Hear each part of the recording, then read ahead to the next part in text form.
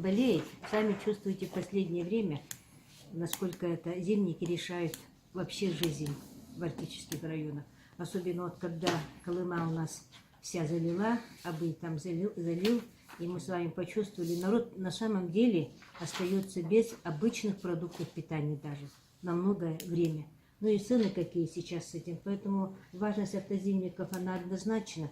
Я думаю, вот сейчас те, кто заинтересован, вот вы же тоже граждане и тоже гражданское общество. Ваш интерес в этом не случайно мы вот с вами тут советуемся все вместе, такие полномочия общественной палаты, высказывать объединенное мнение перед властью, которая решает эти проблемы для улучшения их. Вот мы думаем, что сконсолидированно эти мысли, они все-таки будут доведены. Иван Иванович тоже сколько лет говорит, да? Да. И не прислушиваются. Иногда они почему-то считают только деньги. Да, считают только деньги. Вот неэкономно, значит, не нужен нам, Берлях нам там не нужен, значит, нам этот не нужен, переселять Таймылыр, там еще кого-то везде. А куда?